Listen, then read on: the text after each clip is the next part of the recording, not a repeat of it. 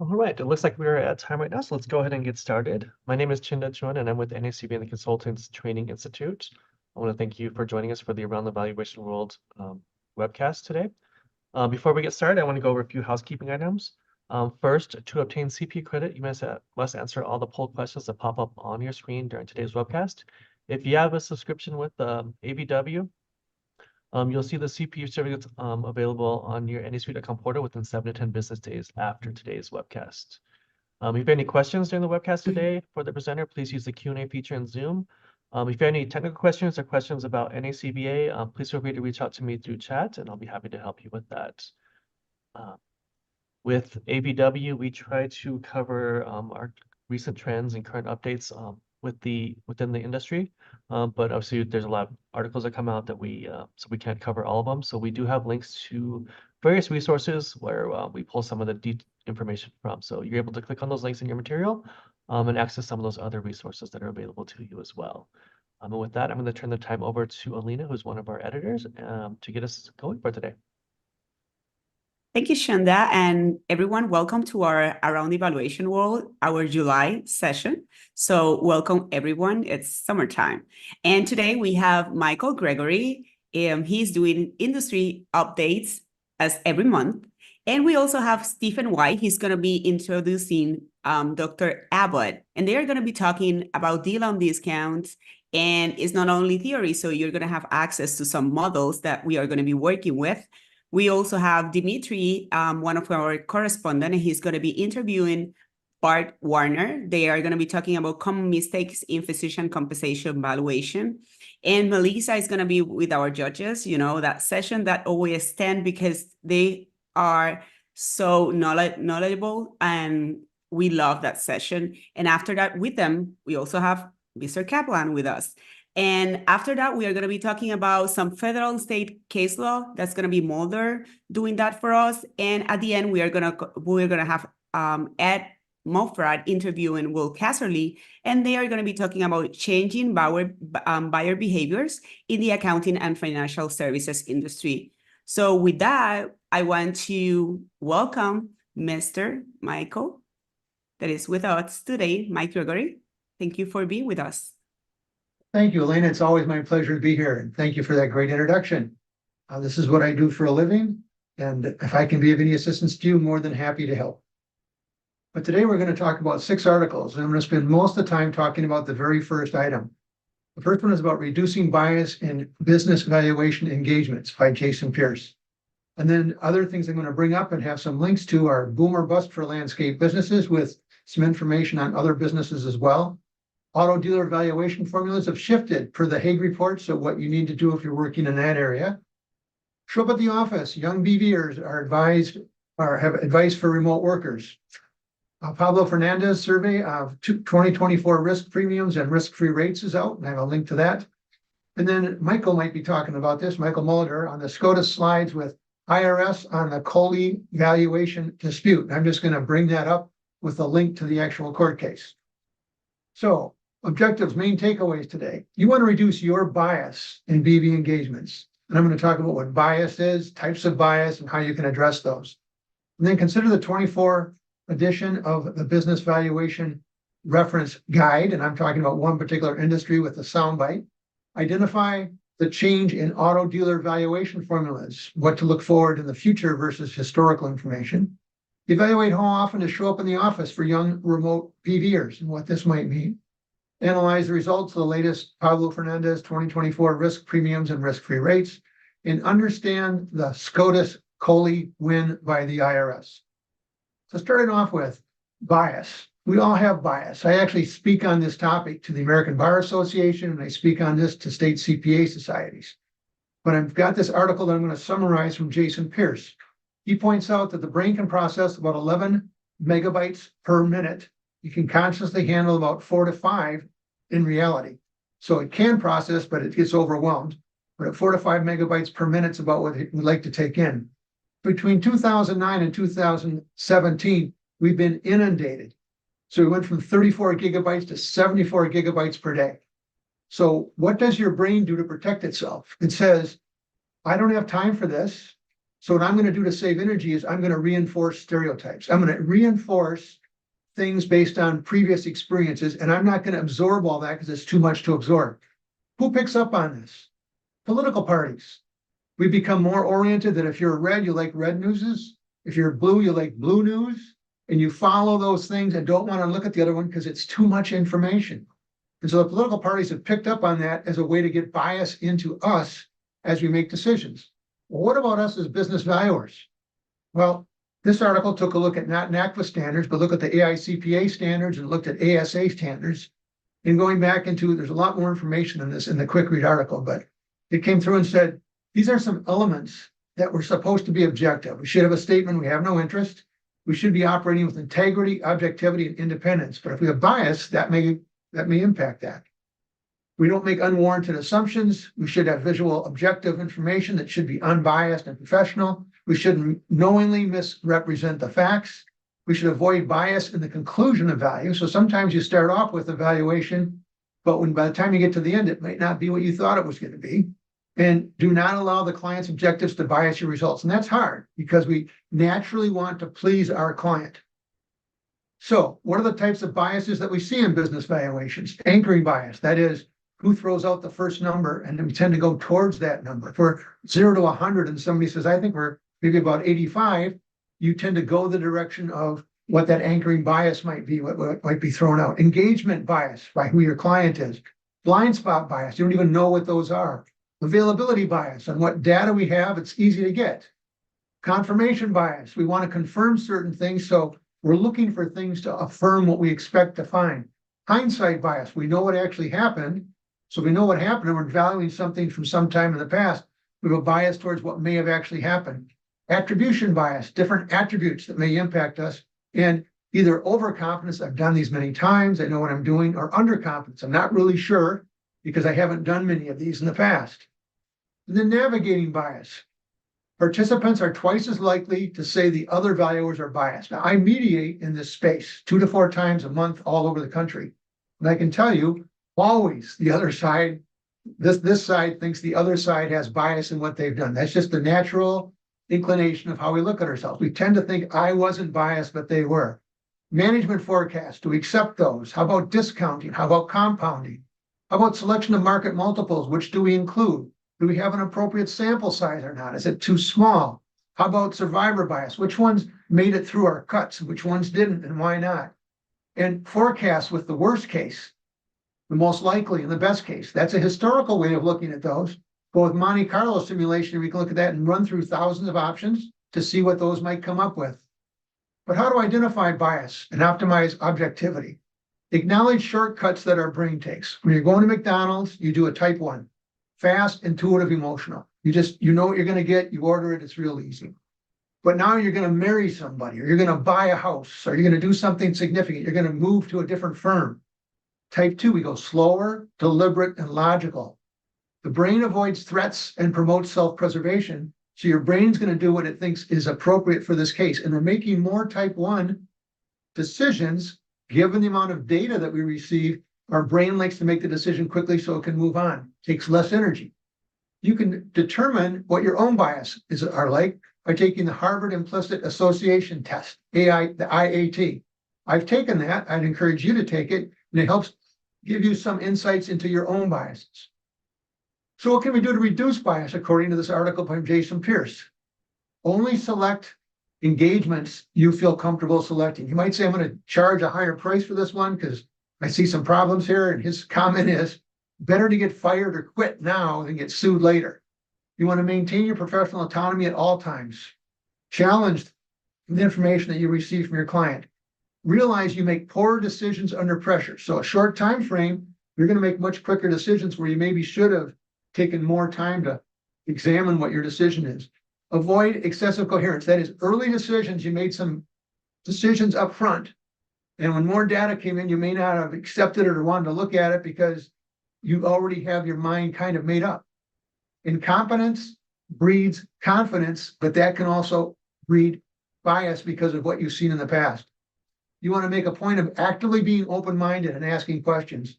And remember that AI has bias too. It's biased by the data that's in there, and whether it's a closed group of data or it's the entire internet as to what it might be looking at. So moving off bias, just some quick hitters here. Boomer bust for landscape businesses is what this actual article is, but it has stats on landscaping businesses saying they're growing at half of what they have grown at historically.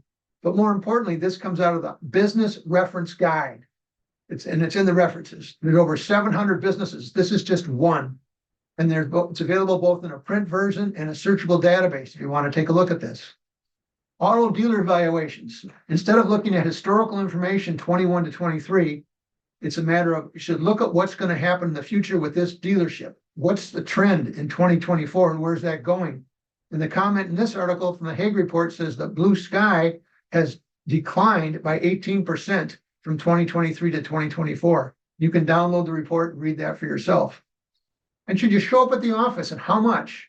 I read a different article since I put this together, and it said about 70% of the people prefer to work away from the office, 30% in the office full-time, about 40% in the office sometime, and about 30% prefer to be out of the office.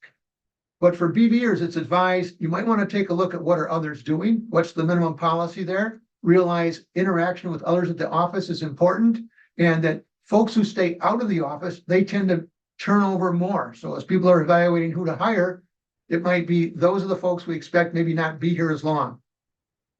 Here's the decision from the Supreme Court. It was a unanimous decision by the Supreme Court that upheld the Eighth Circuit that company-owned life insurance proceeds are used to redeem the deceased shareholder stock should be included in the estate. Now, Jim Allardine and Roger Grabowski have written about this, and they think the court made a mistake. Jim Allardine sees it's questionable logic. Roger Grabowski says it's flawed reasoning. Now, Jim Hitchner, he testified for the IRS 11th Circuit case that was overturned by the Supreme Court, which vindicates what he had done and how he had approached it and why. And I'm just commenting, having worked for the IRS in decisions that have come out which were not favorable to the taxpayer, I know that the IRS would receive articles to say why the courts got it wrong. I'm suggesting you might want to explore this too, and I gave you a link to the decision from the Supreme Court, and you can read that for yourself. So some additional resources here. There's the Harvard Implicit Bias Test. You might want to check out your own bias. Here's the 2024 edition of the Business Reference Guide in the references here. This is the Hague report dealing with looking at what's taking place in the auto industry. And then here's the case in the SCOTUS case on Coley that you might want to take a look at and get your own opinion, or you can read about others with those opinions I just commented to you. I am Mike Gregory. I'm on here each month. It's my pleasure to help you. Usually after a session like this, I get 2 or 3 folks who reach out to me. There's my phone number. There's my email. If I can be of service to you, I'd be more than happy to help. And with that, I'm going to pass it back to you, Elena. Thanks, Mike. Thanks for all the information that you brought us today.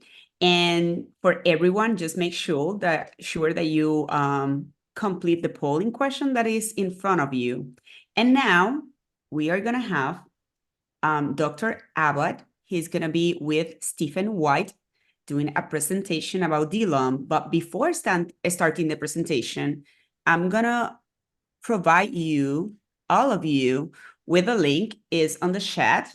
So you can access that because you're going to need it for this presentation. So just make sure you take your time doing that while Stephen present Dr. Abbott. Stephen.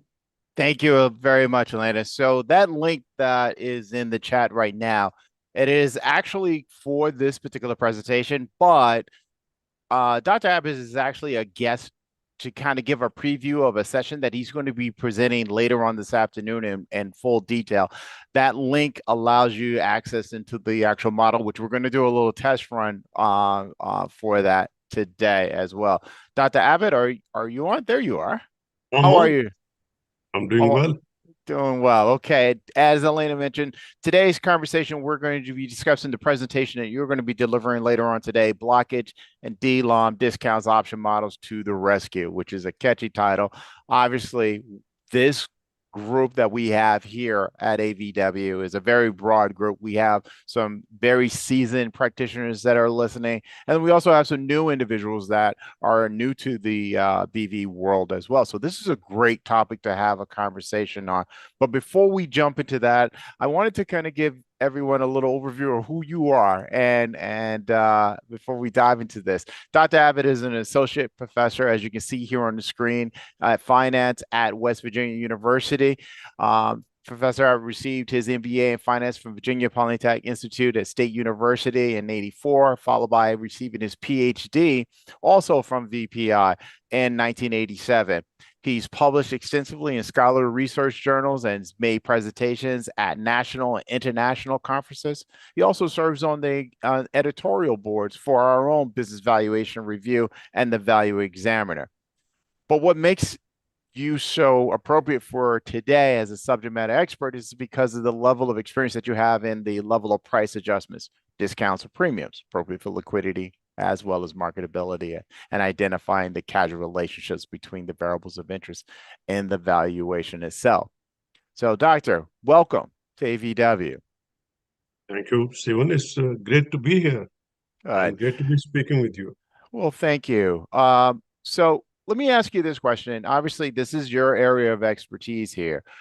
We deal with a lot, I think, as evaluators. Obviously, we talk about discounts, we talk about blockages, and those who get into option, price and option index and things of that nature. Your program that you're going to be running today will go into real in-depth detail of this, correct? Yes, we will be looking at the theory as well as the practice. Okay. So why don't we take a step backwards, especially for those that are relatively new, and let's talk about discounts and blockage, more so from the publicly traded environment. So I found this slide in your overall presentation, which you're going to be delivering today. So why don't you walk us through how you got to this point, thinking this was a great starting point for us to have a discussion on? The important thing is that when we start any valuation exercise, the bedrock data that we need and use are from the public traded markets. So whether it's a risk-free rate we are looking at, it's the beta for a particular stock or a portfolio beta that we are looking at, any kind of equity risk premiums that we use, any size premiums that we tack on, sometimes without even thinking, they're all estimated from the publicly traded market data. We are using the observed changes in prices for different kind of businesses at different points in time and trying to create what would it be? Like, it's more like, what would Shannon do? Kind of a question that we like to answer, right? So what we have to accept and understand is that the publicly traded markets, even though it appears to be very liquid with hundreds of millions of dollars of stock being bought and sold every day, when you come down to the nitty-gritty, when you come down to individual firms and their stocks being bought and sold, they're less than 0.5% for the entire day. If you look at the number of transactions that are happening in a particular stock on a typical day, the minuscule part of that market is actually being traded by a given trade. And the last trade of the day becomes our benchmark. So that is the closing price for the day. That closing price may not represent 1/10, 1/100th of 1% of the total stock outstanding. And we take that and we just throw it in and say, okay, this was the price yesterday, this is the price today, this is the return. So that's where we have to understand that we are looking at an estimate of a public freely traded equivalent value for that particular asset for which we are applying these whatever equations, whatever formula we are using, or a build-up method which is using pieces of this information, putting them into some kind of a shoehorn and saying, here's a value. Right. Now, with that in mind, obviously the question now comes out, why do we need discount for lack of market visibility and as Right. well as liquidity? And and you and I have had this conversation before. I told you my very first job out of college, we worked out in an investment banking firm, and discounts were all over the place because we were valuing .com companies. If you had a Right. .com behind it, we were valuing it, and the discounts were all over the place. So walk us kind of through, why do we even actually need it? The question is, remember, just now what we talked about. Mm-hmm. We are starting with a value that is as if there was no restriction. You can theoretically, you assume that any amount of that stock could be sold on that day at that closing bell price, which we know is not true. Okay, so that is why we say, okay, given that the price we estimate using public markets data is the freely traded equivalent, public equivalent price, what would actually happen if a transaction happens to be a little bit bigger, or what we very frequently come across is it happens to be in a stock that's not publicly traded. We could be trading a large block, or we could even be trading the whole company, a business worth 10 million, 20 million, 50 million. But that we are looking at placing the entire stock of that from one owner to the other. That will require some amount of reality check. If you were actually buying or selling this large block in a stock that is not publicly traded, what would you expect to receive for it? What would you be willing to pay for it? The value and price are two things which we tend to kind of overlap with each other. But the reality is that the value to the buyer and value to the seller are the two bookends of that spectrum. In the middle is the price at which both of them agree. The buyer believes in his own, in or her own mind that they're getting more than what it's worth. The seller believes that they're paying less than what it is worth. And that's why that bid and ask price, the actual price ends up being somewhere in the middle. So that is where we reach using this process of discounting. Okay. All right. And you're going to go more in depth into this during your overall section. Okay, great. So when we look at DLOM and we look at the estimation, obviously these are terms that we are accustomed to seeing here. So when you started working on this particular model, was there any particular models that you kind of utilized as a benchmark as far as your studies goes? And was there one in particular that you liked or that you had challenges with them?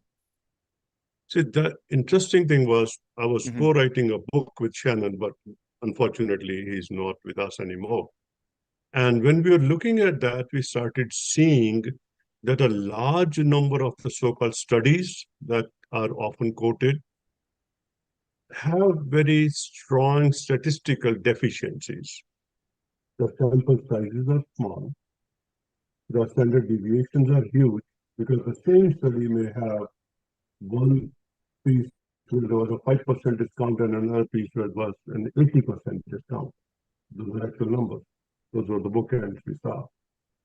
So which means that statistically speaking, it's hard to rely on that for something that you're doing now. And we'll talk about in the afternoon a little bit more about the sample sizes and the sample periods, because market conditions change from time to time. Some periods are more volatile, some periods are very liquid, like we just recently saw in 2021 when the markets opened up kind of after that big long hiatus. And when you started working, you said it was the .coms, 2000s, right? And that would show you what the volatility is. And the volatility and liquidity change all the time. So to take a sample from 10, 5, 2 years ago and say, oh, then the discount was X% and therefore the discount should be I'm going to go with it, is kind of iffy. So that's where the option models come in, because they allow us to look at the here and now. All valuations are done as of a specific date. And if we're putting a value based on the market conditions of that time, then the discounts also have to come from market conditions of that same time. And that's what the historical studies do not allow us, but option models allow us to do that. Steve, you are muted. You have down here, thank you. You have down here a couple of the option-based models, the Black-Scholes and the Marve. And the Black-Scholes is one that you and I have had that conversation with in regards to ESOPs, so that we customarily work with. But you also mentioned something more along the lines, and if you want to elaborate on this a little bit more, it'd be great. The problems that we face in this arena. See, that's very true. See, one thing is that the market data are expensive, and Very. average valuation very expensive. I deal with them all the time, so I pay for it, and it's so. One thing is that there is nothing on the market right now that uses real markets data, other than, and they don't use it for DLOM. For example, Kroll does have samples from ongoing basis. Damodran does the premiums on an ongoing basis, but they do not create DLOMs as part of that as yet. Maybe at some point they will, but right now nobody is doing it. Then there are three different models in options that are used. They are based on, and we will elaborate that more in the afternoon, that it's information asymmetry is the situation. One where everybody knows everything, everybody knows the public information, but no private information, outsiders. That's a standard financial theory model. And then there's a Longstaff that we kind of have started using a lot without knowing what it is, in my opinion, yes. And we will clarify that to see which model is appropriate and which one should be using at a given point in time. Okay. And then, of course, you need them in a tool. You don't want to sit there, start taking 6 years of data, start calculating standard deviations, start doing all the calculations, because it would take a long time.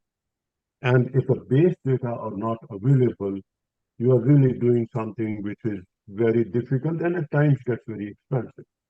And when I started working on this, an average assignment was close to $50,000 based on the time that it took to get the data and to pay for the data that were needed. And that's why we went to this new innovation where all of that data is provided in a form where it can be actually used. It's not raw data, it's real numbers that come from that which are immediately usable. That's where we are on the next slide. Okay. So the great thing about the tool that you actually have, and we're going to do a little test run of this, is that it is available to you. So for today's session, later on this afternoon, Dr. Abbott is going to walk all the participants through logging into the system. You're going to run a couple of different scenarios, a variety of different scenarios, and showing comparison. I know that we talked about utilizing the Stout studies, looking at the exchange traded, you placing in different tickers. So with the few minutes that we have remaining in this segment, what I like to do is just kind of run through one example, if that's okay with you, Dr. Arvind. Yeah, let's do that. Okay, so let me stop sharing. Do you want here. to use the slides from the main presentation? Do you want to? Because I no, we can just. Can you log in? I can log in. So just bear with me one moment. Let me pull it up.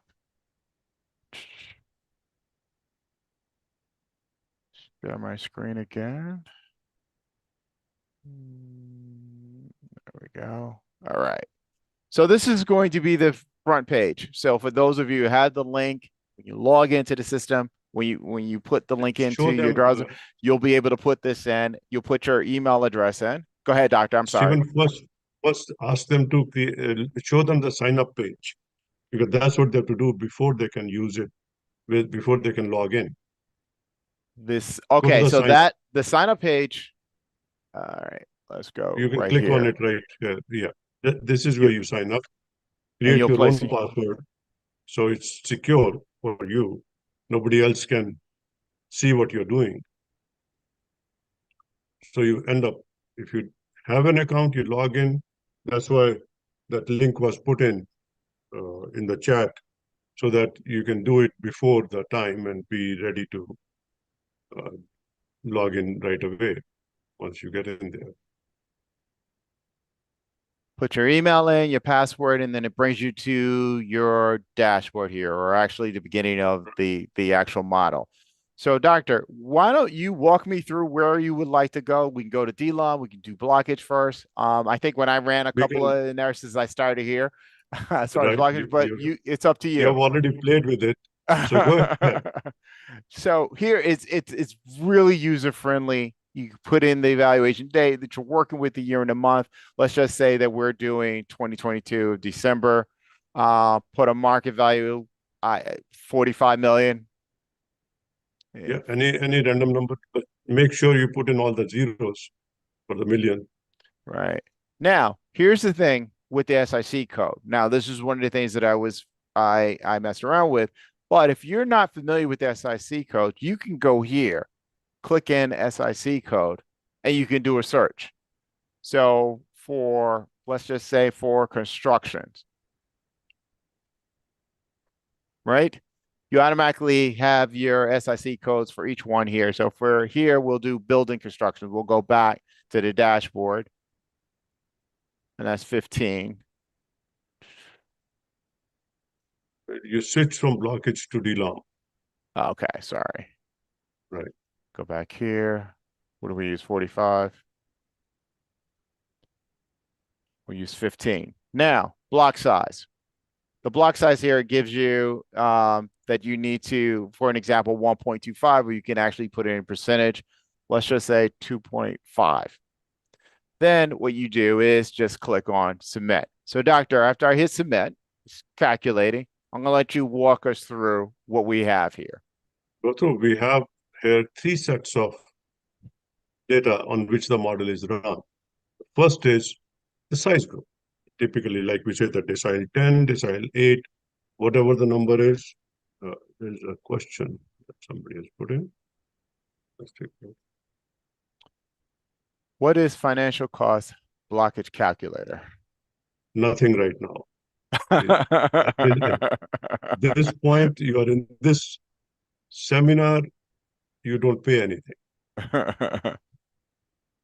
Okay. So what it did was it went to the market at that point in time, December 2022.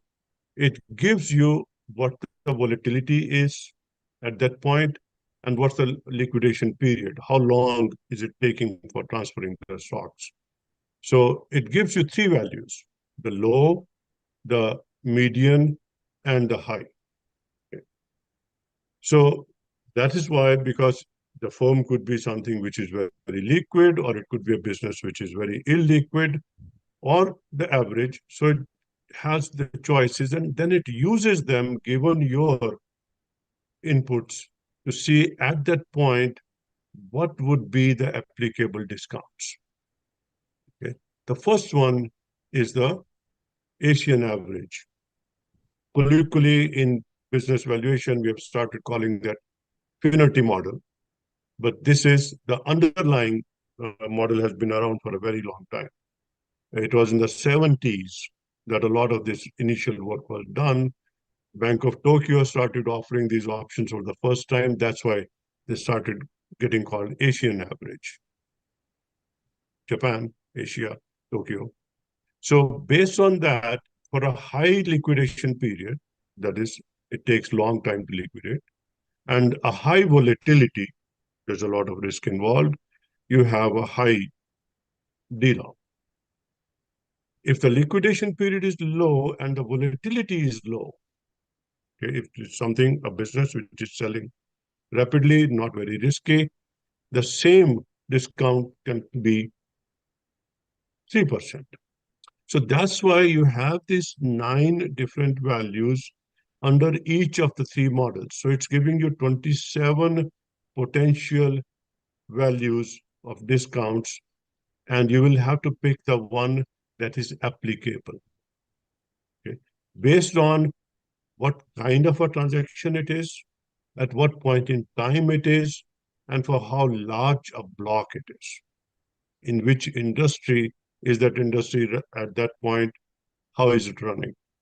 So these are the 3 option models that you see: the American, the Asian average exchange, the Maghreb exchange, which is where this is all public information, no private information, and the look back, also known as long-stop model, where we are saying that there is some private information which is not known to the buyer, but the seller has it. Okay. And so that's where, if you're looking at a closely held company, you're going to have this look back put model because their information is not available to everyone. Okay. And then the second set of the same 3 models is run for that industry. Remember, you entered the SIC code Right. for Building that particular construction. industry Right. group. Right. So it runs it for that industry group because sometimes some industries are in favor, some in disfavor, different things happen. So that industry cycle is saying at that time what is happening. So what we see here is that on an average, this is a little bit more volatile than the overall market, but more liquid. Mm-hmm. Okay. So there again, we have the 3 models: Asian average, Maghreb, and Longstaff. And for each case, with that combination, the numbers are going to be different. Mm-hmm.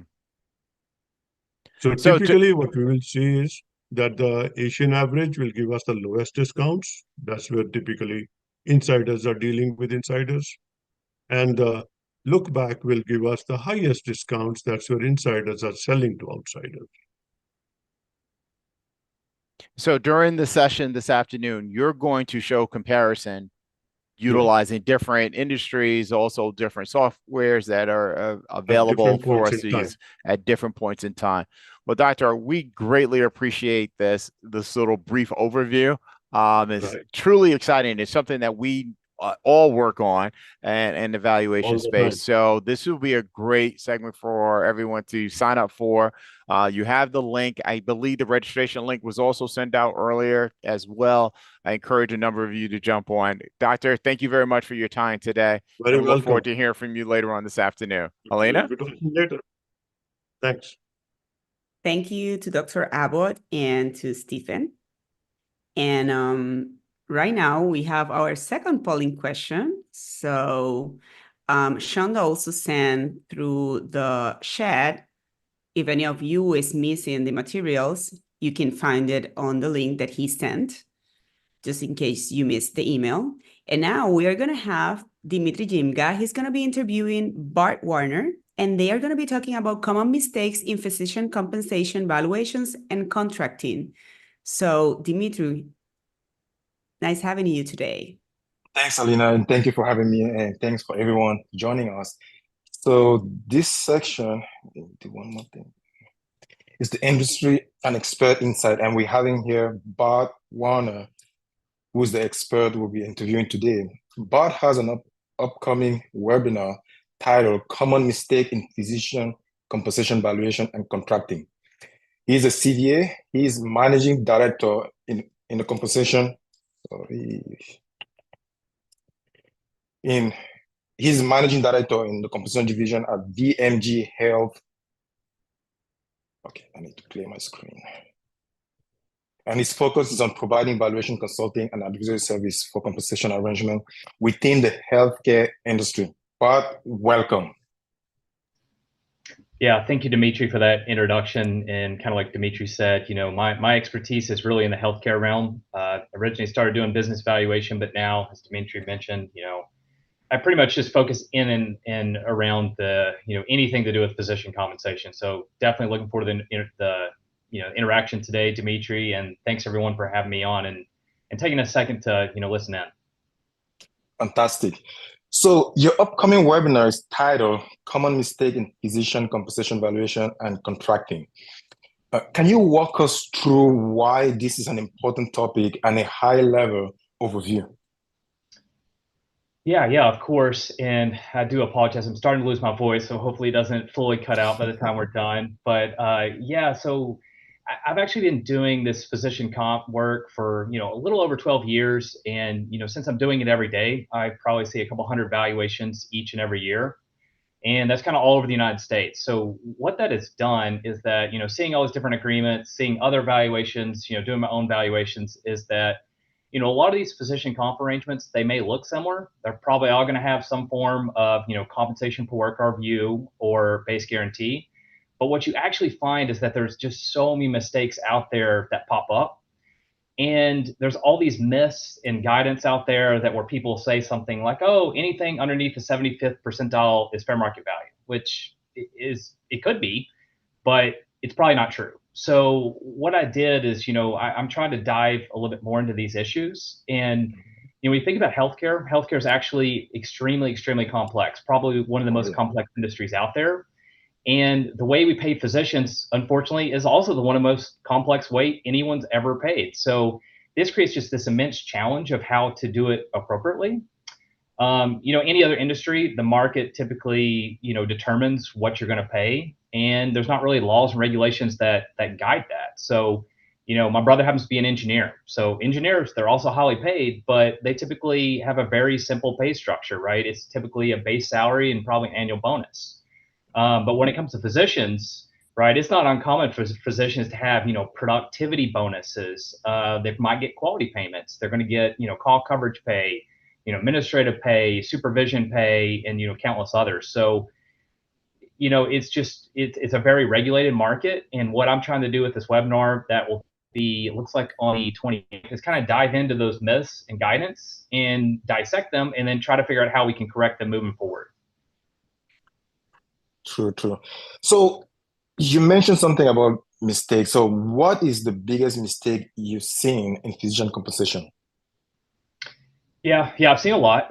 So great question there.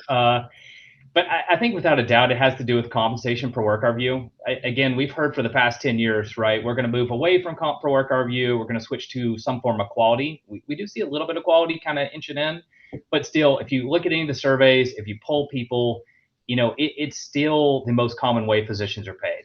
It's on the majority of agreements that I'll look at, but it's also probably the most misunderstood. It's weird with something that everyone's doing. They don't fully understand what it means, and they a lot of times misapply it. So if you take a step back and to kind of understand this metric of comp per work hour view, you need to know how it's actually reported in these surveys that everyone uses, right? Everyone's heard of, AMGA and Sullivan-Cotter and AMGA. But it's a pretty common misconception that people will say, oh, well, I'm a physician. I just report what I make to these surveys on a comp per work hour view basis. That's actually not true. What they do is they ask for your W-2, which is, as we all know, your total cash compensation. And then they ask for your work hour view. And then they actually do the math of dividing it to get to what we call an implied comp per work hour view. So you may ask, well, why does that matter? Why is that important? Well, first, the physicians that are in these surveys, they may not actually have comp per work hour view in their agreement. So when we try to do a market approach, right, we always want apples to apples data. Well, if you're trying to determine a comp per work hour view, they might not even have one that reported this survey. And then secondly, when you divide by total cash comp, you really could be potentially way overinflating that conversion rate. It may not be a real number because, it may have call coverage, medical director, all those things we talked about earlier. And then what if they pay those on top? So now you have an inflated conversion rate that's already including all these other forms of comp. And then you say, oh, I want to pay call on top of that. Well, now you're doing what we call double dipping, right? So as evaluators, we kind of know how to adjust the data. The average person who looks at the surveys doesn't really know that. And then lastly, the majority of physicians, we hear all the time, oh, I should make at least median. Well, if everyone was making median or above, well, median wouldn't be median anymore. So actually what I see most of the time is most people in their actual agreement make less than median comp per work review. And people ask me all the time, well, what are those high percentiles? Who are getting the 90th percentile comp per work review? And a lot of it is because those could be newer physicians that are on base guarantees. They may not be fully ramped up yet. So when you divide by a high base guarantee by a low number, you get crazy high conversion rate. Or what if they're academia, right? They have 50% of their time as a program director. They're not producing work review. They're doing, teaching, all these other forms. Well, they may have an inflated conversion rate that's not really what's in their agreement. So, again, always just take comp per work review with a grain of salt. We'll definitely dive way more into that issue on the webinar. But again, that's the biggest one I see for sure. Yeah, interesting. And can you touch on a myth you've seen and heard about with regard to physician composition? Yeah, that's a very important question as well, because like I said before, there's quite a few out there. I think one that I hear quite a bit, I do a lot of work with both health systems and then also, interview a ton of physicians as part of the job, and sometimes even engage with the physicians. And, I hear this quote all the time, I should make the same as the physician down the street. And if you're in the healthcare industry, you know that physicians talk. And not blaming them, right? Everybody wants to know what the other physician makes. And there's all these Reddit forums if you go on there and look. And the challenge with that is that this is actually problematic on so many different levels because, health systems, I've even heard them justify to me, well, Bart, I came to this agreement because the doctor down the street said that's what he makes. So if that's what he makes, then it has to be fair market value. And then I tell them to take a step back and say, but did they get a valuation? Do you know if it's F&V? Because what if what they're paying is way outside of F&V and now you're also paying outside F&V? And they're like, oh, I didn't think of that. Well, again, that's why you can't just take it, blanketly what they say. And then also, another big one is like when they set their comp per work review, they say, oh, we're getting $60 per work review.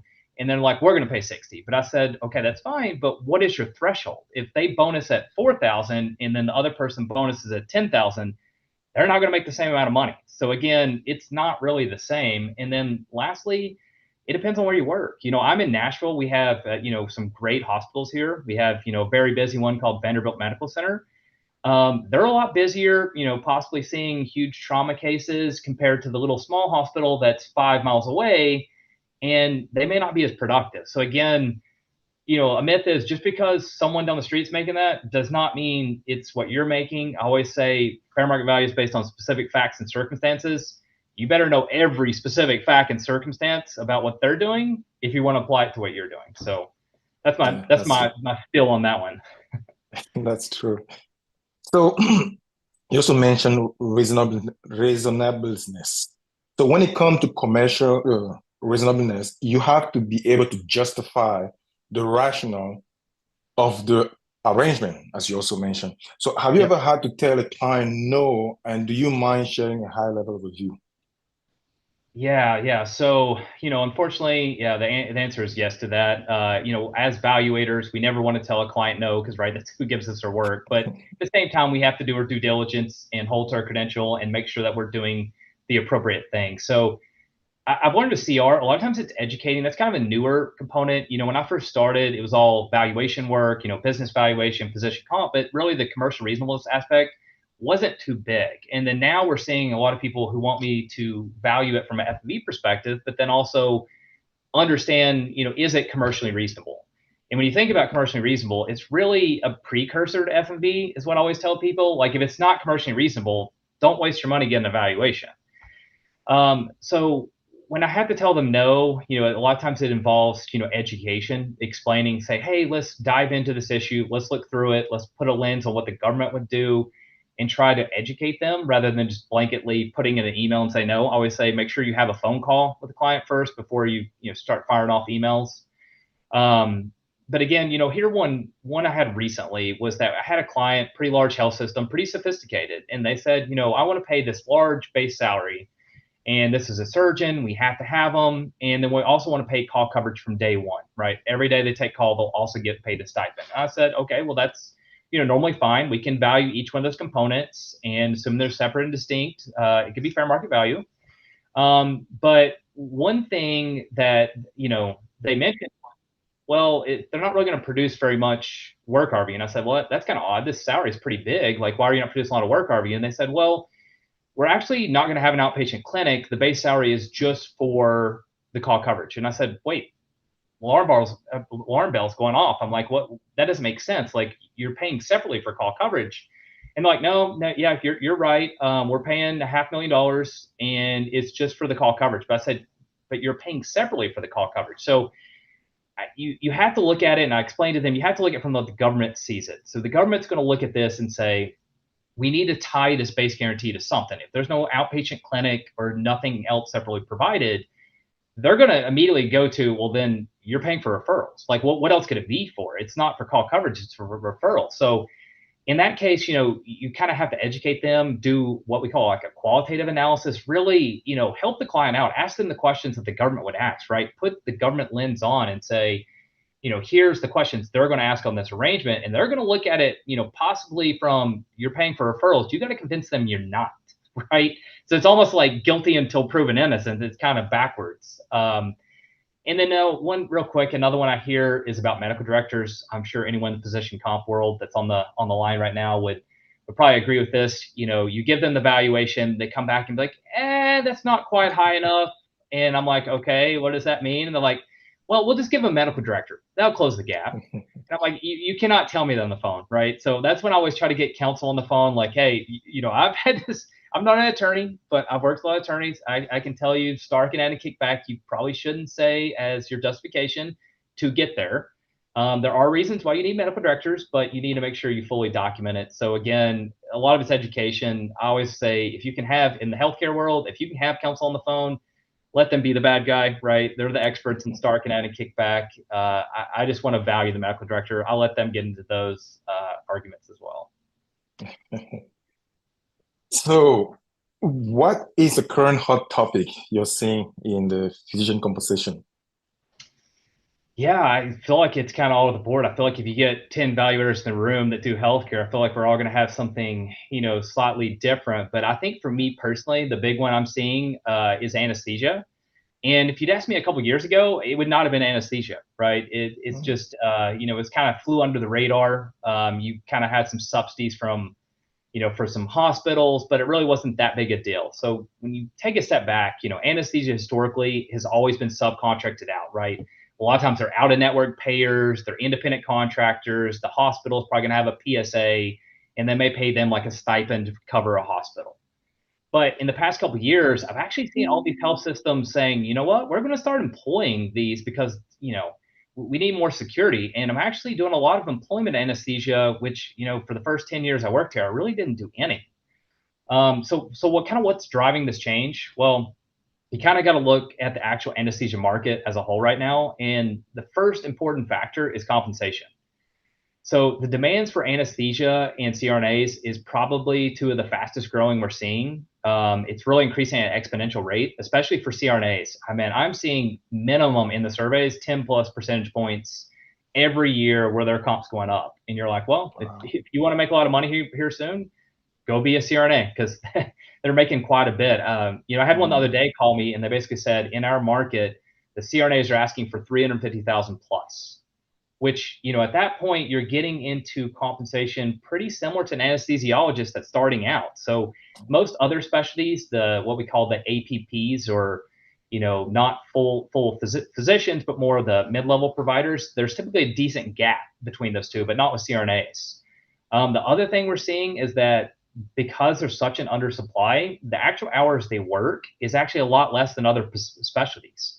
So you have basically two variables. One, if there's less hours worked, well, you're going to have to employ more or contract with more people to do the same amount of work you've historically done, which increases your cost. And then secondly, if their costs already are higher, so now you got two things. And then lastly, we're seeing reimbursement pressure down from the government. So basically you have less reimbursement, less hours, and higher cost. All of a sudden now you have this kind of whirlwind of, oh gosh, like, is this financially feasible? What are we going to do? And, they're trying to mitigate this risk, and a lot of it's by employing. The other thing is that now we're actually seeing that there's a lot of additional premiums that anesthesia has that historically hasn't had. You know, they ask for overtime pay. It's pretty common. Holiday pay. Most physicians don't do that.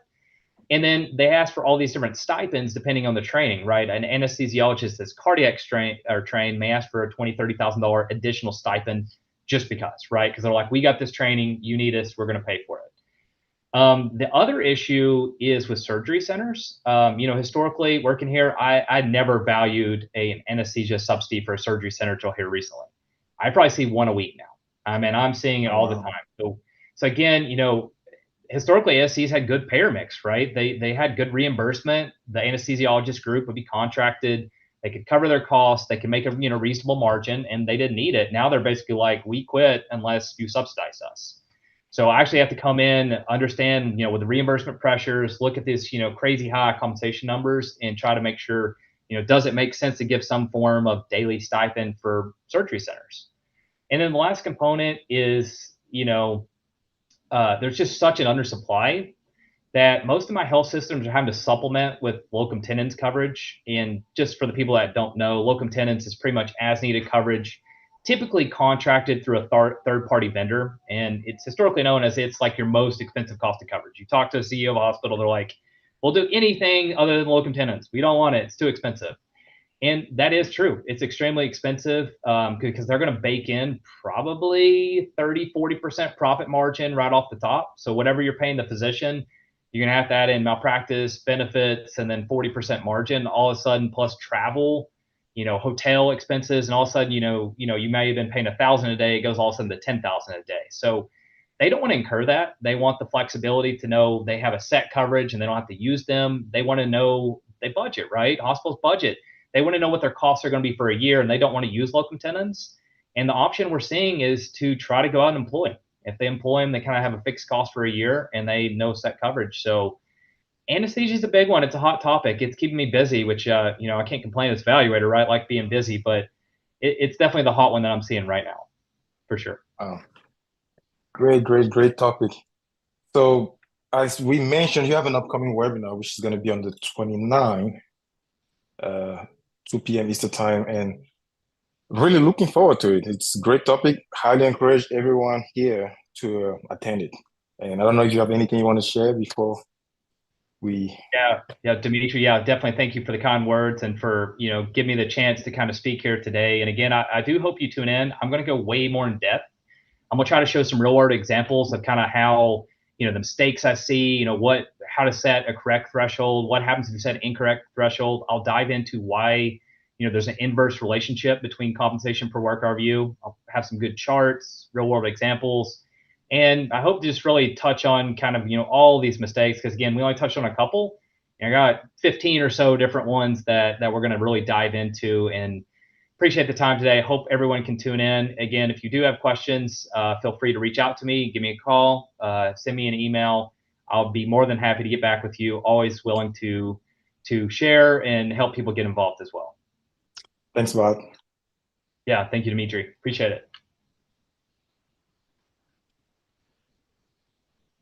Thank you, Dimitri, and thank you to Mr. Warner for their time today. So if you find this topic interesting, make sure you register for July 29 for his presentation, talking more about the common mistake on physician valuations. So you don't want to have issues with federal fraud and abuse law and all of that. So, and you want to make sure that you give great recommendations to your clients. So we have the third polling question in front of us. So make sure you respond to that. And now we have Melissa Gragg, and she's going to be talking with the judges about a topic that it's just around and it's not going to leave us for now. So it's the impact of AI and technology on litigation. Melissa? How are you? I'm So good. we have Judge Yates and Judge Platt with us here today. We can probably unshare the screen and just leave it up with us if that's possible. Maybe it's still sharing Dimitri's screen. So today we're going to talk about AI and technology on the court system, because I think a lot of organizations are basically looking at how to deal with some of these advances. And we can stay on the last slide if we want and just leave the title up. So I don't know if we want to get it started with, Judge Yates, but what are you seeing currently in the court system? And is there an impact on AI? Are you seeing AI being represented in reports and things like that? Maybe you guys could give us a status. Sure, I'd be glad to start on this one. Artificial intelligence is something that I expected that courts would embrace, but unfortunately hasn't worked out that way. And I think that's a function of the fact that some attorneys have used it irresponsibly. By that, I mean, AI can generate, ChatGPT and other AI sources can provide something that looks like a brief. And although artificial intelligence does a wonderful job dealing with legal concepts, it does a terrible job of dealing with citations to authority.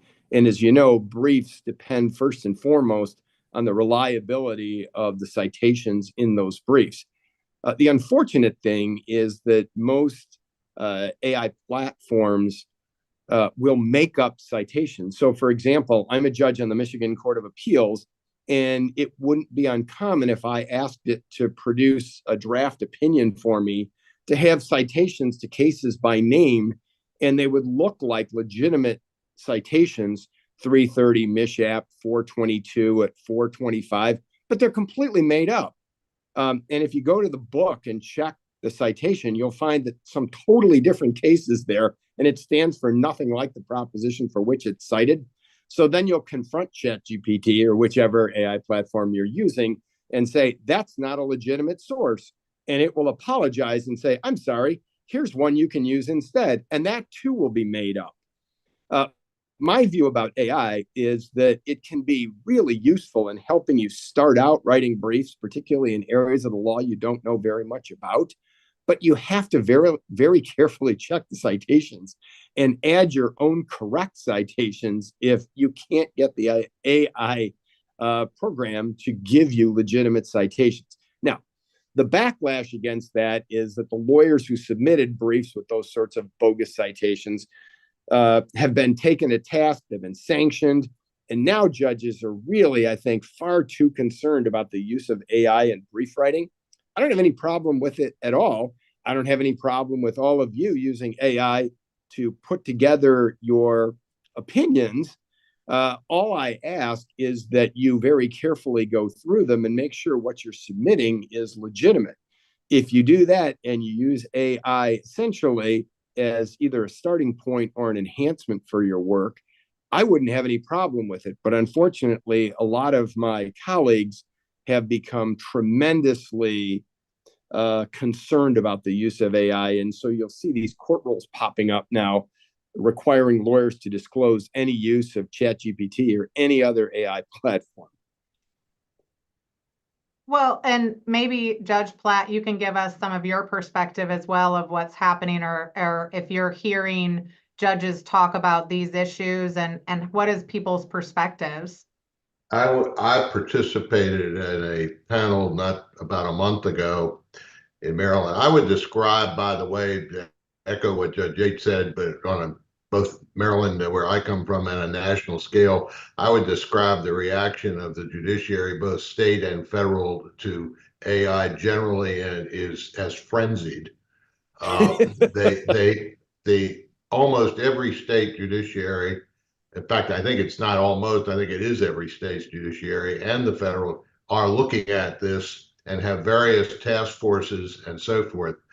One of the experts that I think is an expert was a colleague of mine, Paul Grimm, who was a retired federal judge and whose scholarship has been in the field of evidence. He was speaking on this subject, and one of the judges in the audience looked at him and went, "You are terrifying me."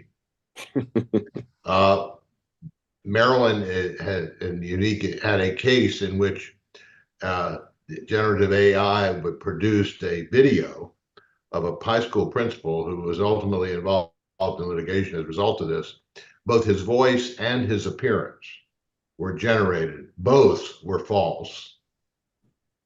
And what he said was not said, and by him or anyone else except the clone that was created.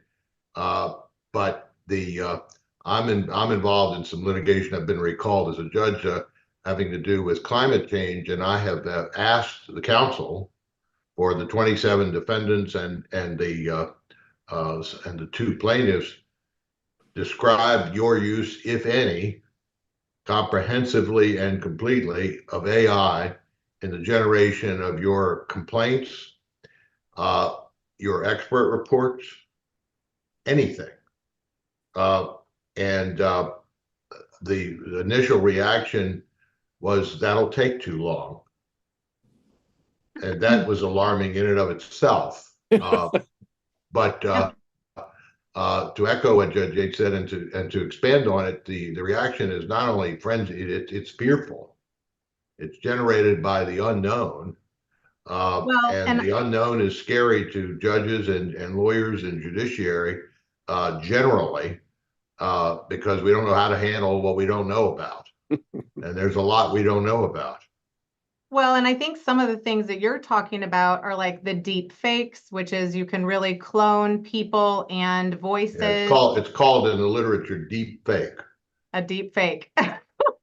But and that's and with the briefs that Judge Yates were talking about, the expert reports, which perhaps we'll deal with later, and the question of what role is this going to play and what rules are going to apply. The rules committees of the various judiciaries, and this particularly state judiciaries, are grappling with this and trying to find somebody who knows enough to help them. Mm-hmm.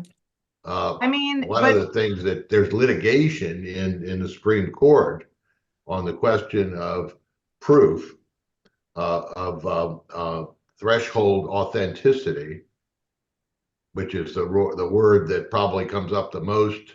And the litigation is, what's, among other things, what's the burden of proof for authentication of a document?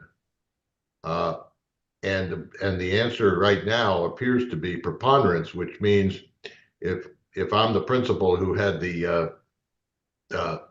my voice and my visual replicated, and I don't have enough money to hire somebody to explain why it's a fake or why it's a deep fake in this instance, then the answer is, all I can say is that's not me and that's not my voice. If on the other hand, a jury, if that's who the fact finder is looking at a visual and an audio that looks like you and sounds like you, is that enough? If the burden is preponderance, we don't know, but we think it's problematical, whatever the answer to that question is. Well, but if we look at what Judge Yates was saying, which is, you guys can look at briefs and understand that there's something wrong with them or they're not citating the right things. If we look at valuation experts and valuation reports, a lot of times people really aren't understanding all that we're talking about as well. So if I caveat and say all of my reports are now created with AI in some capacity, how is the court system gonna know it's any different is my concern. And are we spending a lot of time chasing after it? What can we do about it? Maybe Judge Yates, do you have any thoughts? Sure. I want to begin by differentiating between things like briefs and reports on the one hand and primary documents on the other hand. As far as briefs and reports go, I don't think judges should be fearful of that at all. Anything that makes a brief better or a report better, as long as the brief or report is true to its citations, is fine with me. Actually, I think that's a good thing. On the other hand, what Judge Platt was talking about has to do with the provenance of the underlying documents themselves. And that is what terrifies the judiciary the most, because traditionally, whenever you need to lay foundation for a document, all you have to do is establish by a preponderance of the evidence that the document is what you say it is. And that was fine 30, 40 years ago when there were basically just copies made of things and there could be no real doubt about whether there'd been alteration. Now, It's tremendously difficult, and it's almost imperative in a case where the primary documents are of central significance that you have an e-discovery specialist on each team, each litigation team, because often you're going to have to carefully inspect the metadata, try to figure out when the document was created, by whom, where it was created. And I worry about that for all of you too, because presumably when you're given a valuation assignment, you're given a collection of documents, and you almost necessarily have to believe that they're all legitimate. But what if half of them aren't legitimate? I mean, it's going to terribly skew your analysis. And so I think that's an area where judges, lawyers, and experts have a common fear, and it's justified. Judge And I would Platt? just reinforce that by saying that if you're looking at the Wall Street Journal and you're trying to figure out what stock to buy forensic examination stock or companies that do that, because they're in demand. And the reason they're in demand is the very thing that Judge Yates just alluded to, is the question of the primary documents. And your opinion, at best, will be viewed with skepticism until and unless and until whoever the trier of fact, or in this case, the judge or arbitrator or mediator, is looking at and is sure that what they're looking at, what you looked at in forming your opinion, was a document that is reality based, and where did it come from, and who created it, and how was it created. And the only way to know that is somebody that has that knowledge or has looked at it themselves.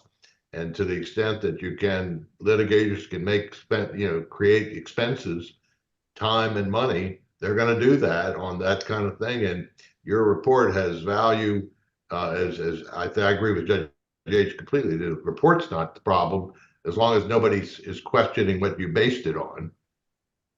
And you can't control that. When you're retained as an expert, you're not retained as an expert to examine the authenticity and of the documents that you're handed to use to evaluate the subject matter. Well, and I think that in some litigation, especially, the D word litigation, divorce litigation, we will see a lot of, business owners who have been fudging their financials or the documents for a long time, I think that's between fudging though and creating a fiction. Well, I think they rely upon two sets of books and that kind of thing. 2 sets of books, or relying upon the fact that who's really going to check, like the court isn't going to check this, and you're not going to hire some sort of handwriting specialist, because it's not even handwriting anymore. It's actually like the recreation of a document that looks very close to it. But, in my mind, the only way to fight AI is with AI. Like, how would you know that document used AI? You'd have to run it back through AI and ask it. So do you see the court and arbitrators and mediators move toward, are we going to have to incorporate AI in some of this process? And do you see any places that we could do that? I think there are two fundamental problems in trying to get the court to act as the referee in these sorts of disputes. The first problem is that we just don't have the resources. And the second problem is we always count on the competing attorneys to develop the issues in front of us. In other words, if a document's simply offered into evidence at trial and there's no real fight about it, I'm going to assume that document is reliable and it is what it purports to be. If, on the other hand, there's an argument about whether that document was just created out of thin air, then you focused my attention on it. I can think about it, but as Judge Platt says, the traditional evidentiary way to resolve that dispute, as long as there's a showing by a preponderance of the evidence that it is what it purports to be, is to let the jury decide. And that's a very strange way to decide whether a document is in fact created out of thin air or whether it is in fact what it purports to be. That is what we're stuck with, though. Well, and some of the technology is so advanced, like I just don't know how we're going to know in some of these capacities. and where are we left as experts? Is it going to just be more reliant upon how we testify, the veracity of, our character or something like that? Because anybody could write a report or do the analysis. It could be, and you don't want it to be, because that's a likability test. And that's very dangerous. Okay, that the credibility of when it's there's a natural resistance, even including among judges, to sort of a resistance to complexity, and this is complicated, and it's going to be complicated to resolve it, and that's why leaving it up to a jury to make a very simplistic analysis based on very limited knowledge and very limited information is whatever the answer is. I don't think it's that. But the question is, if that's not the answer, what is? Because that has been the answer until now. Well, and I don't know if there are, it's sort of like right now, everybody is scurrying to figure out what the problem is as well. Right. Like we think there could be a problem, or we think we could be getting tricked, but it's very hard to compare that information when in the past it was a little bit easier to identify. Do you think that this is going to create AI generated basically experts that could be eliminated? Like one of my clients texted me recently that she used AI to figure out how to trace her analysis and came up with a number. And she just wanted to ask me if I thought that that number was rational, because AI, it seemed really rational. And so, and I was like, well, okay. So some simple things could be done with AI, but what does that mean for the court system and the veracity of this whole process? I think AI is very good at producing solutions, answers, reports, whatever you have, on what's essentially undisputed matters. In other words, can very quickly figure out what a plausible explanation for something is. I think it gets worse when you have to start making judgments. And valuation, as you all well understand, has lots of important professional judgments built into it. I mean, first of all, with which methodology are you going to use in the first instance? Second, if you're going to have discounts or you're going to have things like a control premium built in, how's AI supposed to figure out how to exercise judgment to come up in the context of a case with the best discount decisions? And I don't know how it would do that and then defend itself plausibly. So I think you're going to continue to be indispensable. Compare it, for example, to AI taking a bar exam, and it's proven to be really adept at that. If it takes a bar exam to become a member of the bar, it can pass almost every time, because you're essentially faced with questions that ask you about concepts. It's very good at spitting concepts back out. But if you're having to make an argument for a novel change in the law, AI is really terrible at that. And I think you all benefit from the fact that valuation inherently builds in lots of judgment. And I just don't see AI being a replacement for a good, experienced expert anytime soon. Yeah, and it could be that, where we need to focus AI is really on like case management or legal research or doing various things like document review or comparing documents. I think that there's a lot of benefit in it.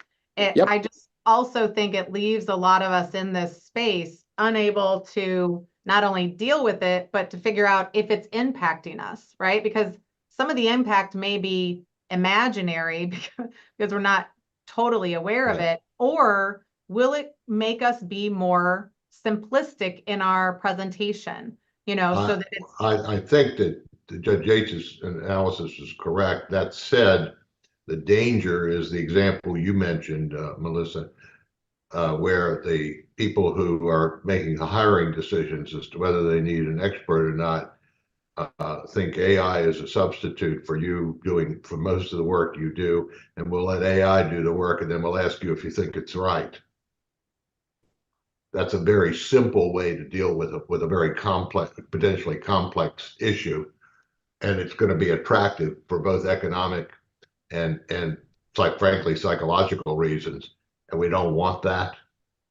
I think that the likelihood of with if that view is discouraged and logically discouraged, then that's a good thing. I think the other people that won't be replaced by AI is a mediator, not an arbitrator. An arbitrator and a judge can be replaced too. Okay, I hope not. But a mediator is trying to get people to agree. Yep.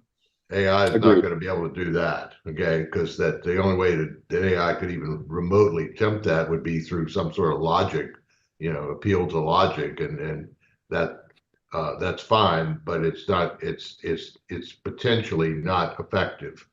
Well, and as a human being. I think you bring a good point up, though, is because there already is AI-assisted mediation.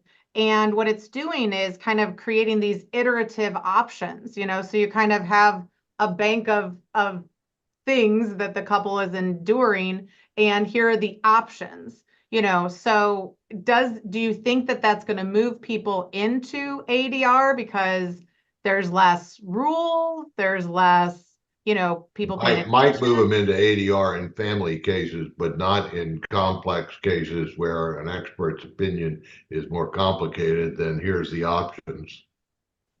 First of all, you have to have confidence they are the options and that they are the only options.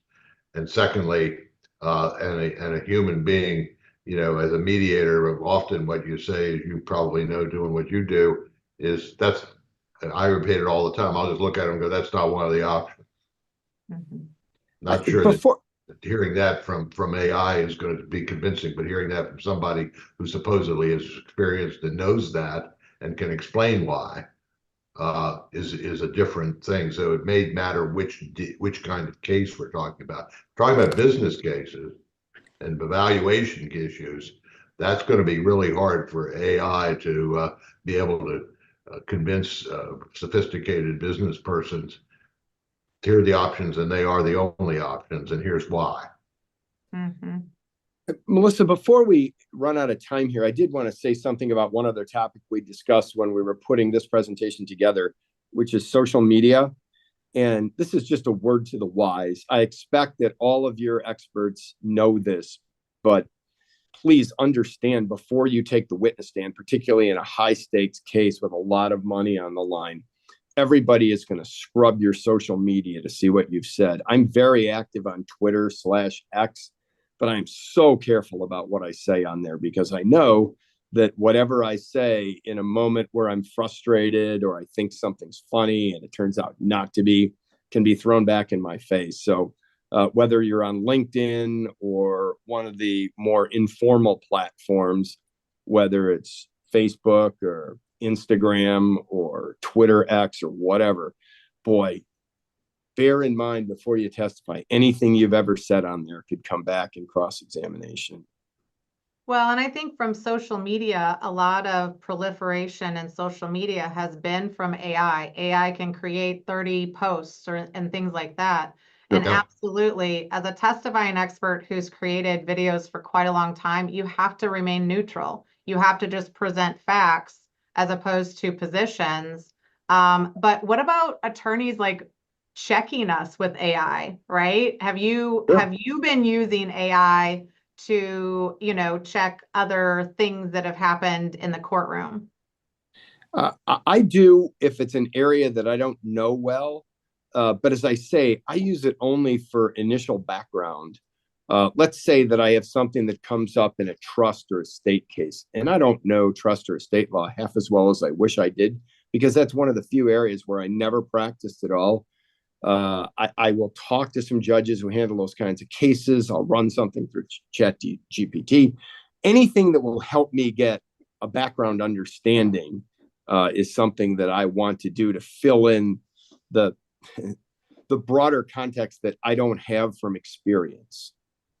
Well, I never thought about that you guys could, or lawyers could use AI to figure out like what questions to ask us even better, right? I mean, that could Sure. be potential. Sure, yeah, absolutely. So do you think that there is any other issues? I know Michael Kaplan is coming on to give us a little bit of perspective, and maybe he can chime in on, from a forensic accounting expert position, what he's seen as some of the issues. And he's muted right now, but I think he's going to join us, and maybe he could add some layers to this or create, an additional discussion point. Absolutely. And I would welcome hearing from all of you, because we're all struggling with the same problems. And the more perspectives from which we can see it, the better off we're all going to be. Absolutely. Welcome, Michael. Thank you. Am I on or? You're on. We're Okay, just going to let you go through. Right. I don't want to take time away from either of our judges. This is quite a topic. The world of AI is quite a topic. I want to share with you something that I learned from a very, very prominent clergyman many years ago. He looked at me and he said, "My job is to comfort the afflicted." He said, "But equally as important as my job of comforting the afflicted is my job of afflicting the comfortable." And this whole concept of AI, and as our judges have explained, Judge Yates, Judge Platt, and very excellent questions and commentary by Melissa. Here we are. We know our professions. We've been practicing for years. There are approaches that we take. There are things that we consider reliable and all of that. And then AI has come and hit us from out of left field. And we're dealing with, what do we do here?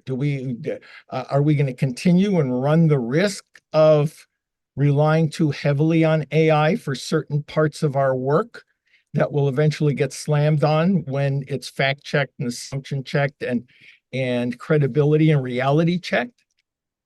What we really need to do is keep our eyes and ears open and our brains open, because AI is here to stay. Like it or not, it's here to stay. It does not, as I see it now, it doesn't replace professional judgment, but it certainly helps us gather a lot of information together, a lot of things to consider. There's been a study done on what are the circumstances in which AI actually makes things up.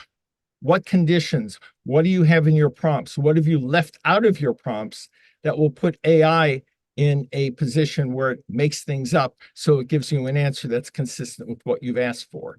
So I think that's something we're going to see develop as time goes on. But the important thing to realize is that as dangerous as it appears now, it's here and it can really, really help us. I mean, I'll give you a very simple answer. Let's say we sit down, put together a valuation report or a damages report or a forensic audit report or some sort of report in our traditional way, the way we normally put it together. And we pick that report up and we look at it and we say, wow, this is great. This will help a board of directors. This will help the president of the company. It will help counsel in a case. But it's written in language that typical jurors don't understand. What if we could take that report and go back to AI, to whether it's ChatGPT or some other GPT platform program, and say, take the contents of this report, take what's written here and all the sites and all the substance, and give it back to me in language that a 12-year-old could understand, or a 14-year-old, or a 10-year-old. How do I give my direct testimony relying upon all the information that's in this report or in this work paper file. And this is after we have verified and fact check all of it. Do you know how much that would help us? Or before we go into a mediation as an advisor to counsel, or even as a mediator, use the AI to develop questions to ask. Develop, a list of things to be pointed out. There are safe ways that we can use AI. And when we use them in the safe way, of course, it's always incumbent upon us to verify sources. But I see it saving us a lot of time. It's going to save us a lot of time in preparation, recognizing the risks that go into it. But you know what? Those risks are out there. They're out there already. They're here. AI is here to stay. And as experts, if we are going to use it in our professional practices, we need to exercise that due care. We need to verify sites. We need to put our professional judgment in. We can't let the AI use our professional judgment, but bringing things together for us to render our judgment, I mean, it can save a lot of time. It can open up doors, open up our eyes to things that we hadn't considered before. And I mean, it's here. Before the days of the internet, we used to do our research kind of manually, or turn a researcher loose on it and go to the library. And before so many of the technological advances that we've had over the course of the past 20, 30, 40 years, this is another one of those, and it's going to be challenging, but it's here. And we need to be prepared to deal with it and use it effectively. Stay tuned, because there will be, there are going to be programs, and there are going to be things that are written. There will be treatises, and there will be educational programs. And those of us who are going to be successful in the AI world are the ones who take it all in, evaluate it, and apply it appropriately. I totally agree. Thank you, Michael. Alina, I think you're up, right? Yes. Thank you, Thanks, everyone, judges. for this. Thank you, Melissa. Thank you to the judges and to Kaplan. See you next month with another great topic. And for people that were asking about polling questions, this is the 4th polling questions. Yeah, they're usually after each session, but there are a lot of sessions and just 5 to 6 polling questions. So if you miss one, just let Chanda know and NACVA so they can take care of that. But the 4 polling question is in front of you. And now we have Michael Mulder. He is with us to discuss federal and state case law summaries. And this month, he's going to be talking about one versus one. Michael? Thank you, Alina. So here's an interesting case that is not perhaps a particularly recent case. It's recent to me. It was shared with me from a NACFA member, which is my chance to plug for if you guys ever see a case or you're involved in a case and you get an opinion that is particularly interesting from the perspective of the BVFLS community, send it to me and I will add it to the case law database. And if it's a real fun one that I think people will be interested in, I'll include it in some of the stuff I present. So this is a case. Usually when you see the same 2 names in a case title, it's because it's a divorce case. This is not. This is a family dispute. It's 2 brothers, Wang and Wang. And the key issues that this opinion deals with, are embezzlement from the family business and a lost profits calculation and a value of the business calculation, and unusually in these kinds of cases, punitive damages. And you'll see why the punitive damages come in, because the defendant's behavior was truly egregious. So there's 2 brothers, Jimmy and Chris, and their wives. they were investing in rental real estate in Southern California, in the Los Angeles area. Together, they owned majority interest in 7 buildings. The 2 of them owned 5 buildings outright, and then they had controlling interest in the other 2. Jimmy and his wife managed the properties because Jimmy and his wife actually lived in the Los Angeles area. I believe that Chris and his wife were up in Northern California somewhere. That's nice. So every year they would get the defendants, Jimmy and his wife, would prepare operating reports and send them to the plaintiffs and distribute profits. In 2013, there was a profit distribution of about 18 grand. In 2014, about 21 grand. In 2015, it dropped down to 17 grand. And then after that, there were no profit distributions. 2015. So looking at this as an investment, it seems that Chris and his wife decided that it was time to move on from this and they wanted out. So as part of the partition, the discovery and the partition action, they tried negotiations, didn't get anywhere. They filed a partition action to be bought out or to dissolve the partnerships. And in the process, they learned that Jimmy and his wife were embezzling money from the entities. There was a bench trial on liability and compensatory damages at which the court credited the testimony of plaintiff's expert Frank Weishart, who is the one who sent me this case. And that set up the need for a bench trial on the punitive damages issue. So what came out in discovery in the initial part of the case was that there was a lot of cash that was not being deposited promptly or at all. So when tenants would pay their rent with cash, a lot of times that never made it into the bank account. They had separate entities where they were charging maintenance and repair costs. That is, Jimmy had an entity. Yes, Jimmy had an entity through which he was charging maintenance and repair costs. And then he also had a friend of his who also had an entity that they were paying maintenance and repair costs. Jimmy's wife was hired, or her entity was hired as a property manager. There was no documentation of a management agreement. There was no approval process for retaining that business as a property manager.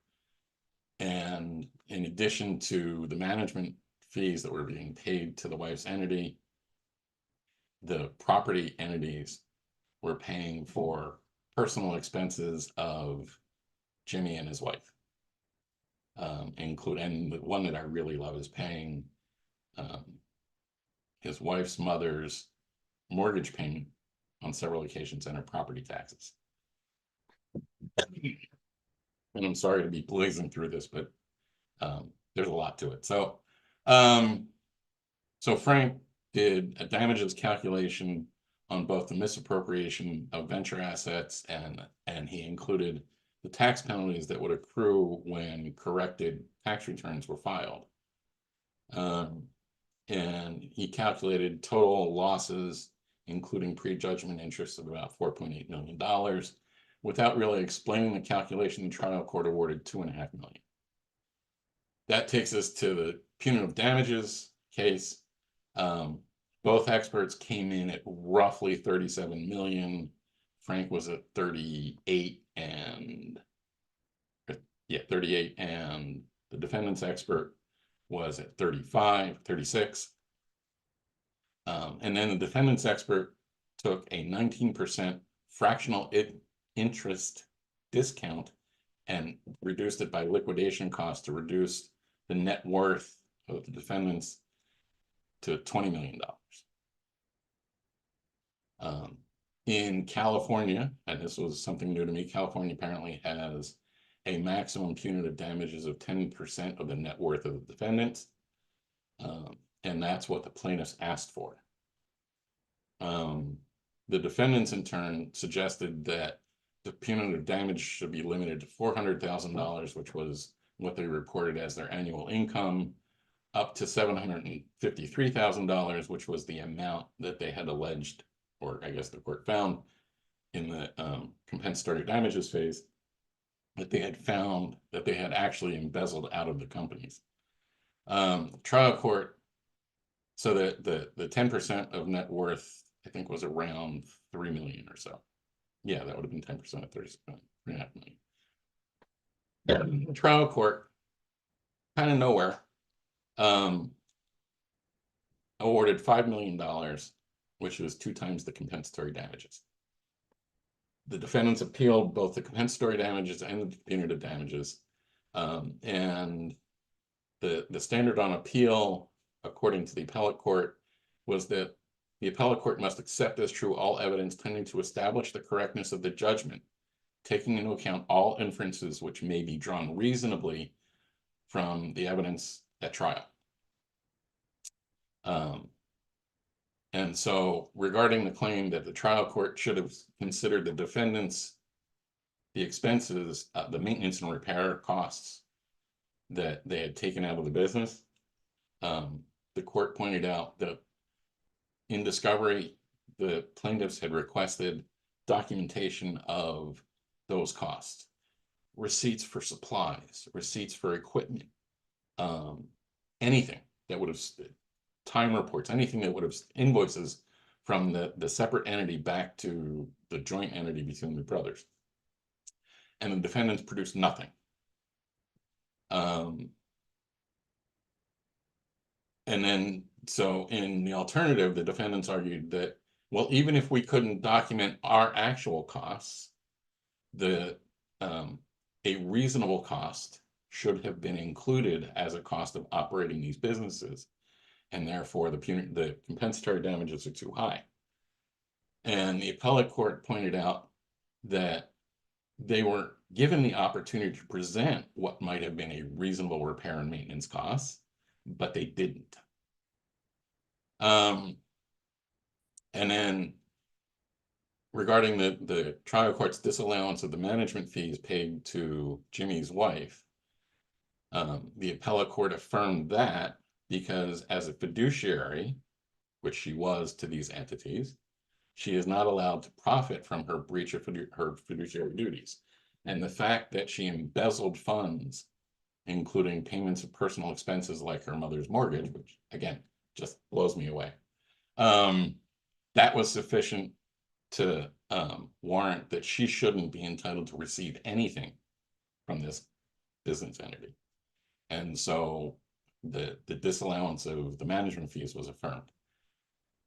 Moving on to punitive damages,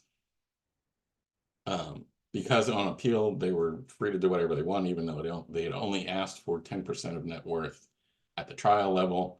The plaintiffs pulled up cases that supported an excess of 10% of net worth being affirmed.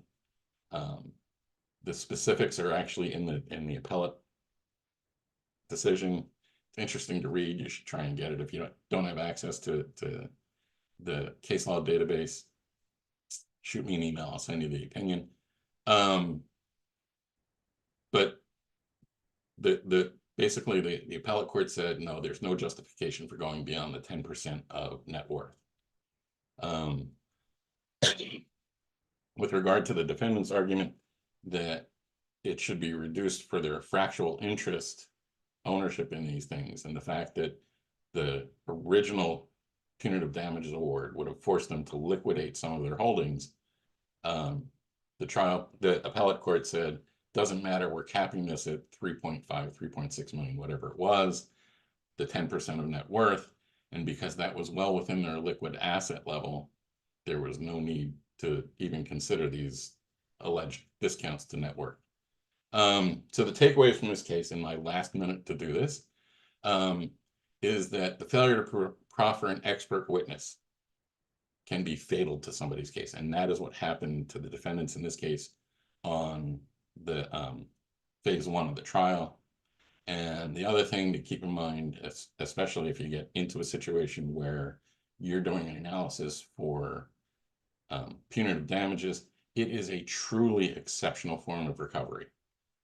It is up to the lawyer that you're working for to establish the entitlement to punitive damages, and when they come into effect, you need to take a look at the case law of the state you are in to make an assessment of what number could be appropriate.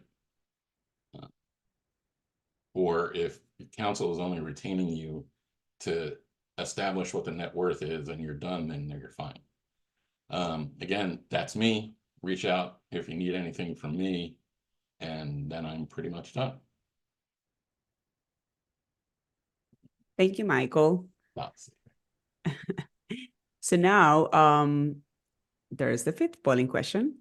But now we are going with Ed Mofrad, one of our correspondents, and he's going to be talking with Will Casserly.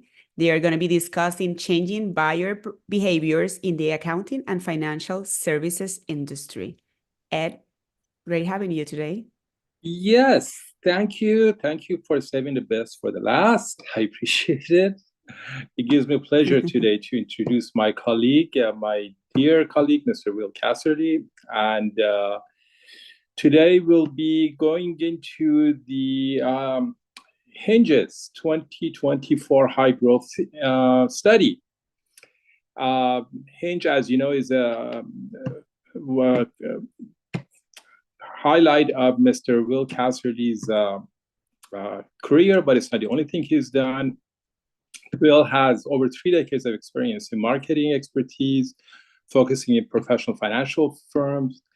He has a rich background with both in-house and agency work. He specializes in strategic guidance for executive leadership and creative team within the accounting and financial services. And trust me, he's a person you want to call when you have anything to ask about professional marketing. Will, good to have you today. Let's get right into the issues. We don't have a lot of time. We're going to be talking about the changing buying behaviors in the accounting and financial services industry, or A&FS for short. Will, what are the top challenges today for the accounting and financial firms? Please indulge us. Thanks for the wonderful intro, Ed. I think this is a great bookend. We started off with Mike today talking about biases and buyer behaviors, and so this is a really nice bookend at the end of the presentation today to really cap things off. So Hinge has been doing these studies for a number of years, kind of looking at what we call high growth firms are doing, and this is just a snippet of a much larger report, and we've actually got a special offer at the end of this that we'll share with you. But one of the things we do, and this is just one little piece inside the report, is we ask firms looking for kind of what are you challenged with this year? What's going on in your industry? And perhaps what are the top challenges you're facing as a firm? And we did this last year, and some of the top answers were out there. We're talking about automation, marketing automation, right? AI, what does that mean inside the firm? Also increased competition from new firms, and the perennial kind of shortage for top talent or new skills that we show up near the top. These were the results from this year, but we got a little bit interested in kind of, well, what does it look like from year to year? What's been going on over the past few years that we've been running this survey? And so we took this back all the way back to 2018. So we took the same thing. We took those top challengers that people shared, right? We ranked them from most common responses to least common responses, but then we color coded them and assigned them. And so, Ed, the question to this is, can you spot the pattern here? No, I was going to ask you about that. I was studying this over the weekend, and it just looks like a huge, big fusion of colors. What is the relationship or any trend or pattern in this? It is, and ultimately that is the takeaway. there is not a pattern, right? We can't predict from year to year what's going to happen. I think we saw this a little bit. Bartt mentioned this earlier when he was talking about the healthcare industry and top challenges, right? And it changes every single year. So we have the same thing here in the financial services industry where those top challenges kind of, they're never the same from year to year. You do have a couple perennial things, right? So if you're going to try to be predictive, you might say, if you look at the decreased demand for your services, that pink that shows up near the bottom, that's probably consistently near the bottom. And then we do have that perennial kind of need for new skills and the shortage of top talent, right, inside the industry that always kind of float up near the top. But that is one of the big takeaways, right? That this changes and why the research is so relevant inside of the industry. Yes, and I noticed something really interesting here. Again, I was studying this over the weekend, and your slide where you talk about assessments and consultation strategies, the top five. This is the first of the top five ways high growth firms are responding. Well, we are a boutique firm, our firm, Mofrad Financial Solutions. We're by no means a high growth firm, but I noticed incidentally that we do follow these five patterns. In fact, we have a very high profile networking trade show to go to later this summer in Las Vegas. Mm-hmm. How did you come up with those five strategies, if you will?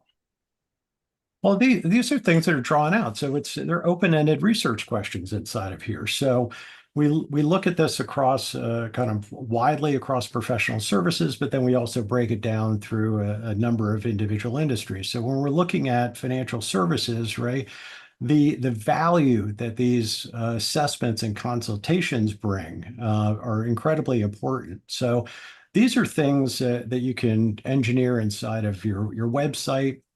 Instead of just providing a blank form saying, hey, fill out this form and contact us, providing a call to action or adding a little bit of additional value in that of saying, hey, reach out and let's have a conversation. And inside of that, there'll be we can offer a demo or a free consultation or an assessment. And that just provides an easier path for people to be able to reach out and have a conversation. In your slide number 3, you mentioned networking on social media. That's a tricky area. Is it safe? Is it secure? Is it? Can you speculate a little bit about networking on social media? Which social media platforms, if any, do you recommend over others? Sure. Let me pass through this. The second one we had in here was, just focusing on higher quality content. There's reasons for this long format. Email automation is also a big thing that high growth firms are doing, and along with webinars and video content. I think one of the takeaways from this is anything that takes a little bit extra effort to do, longer form content versus shorter form content. So when we're thinking about writing blogs, perhaps write a little bit longer, 1,500 words instead of 800 words. Everything that's getting gauged online, as Google analyzes things, it's looking for things that require a little bit of extra effort. So when you're engaging in some way, that's, I think, perhaps the most valuable way to look at it. Which brings up another question. As you write longer, and I have that challenge myself all the time when I write. Yeah. How do you make sure you're staying interesting so people don't lose interest and just drift off? How do you keep it? How do you measure or make sure people actually read the whole thing?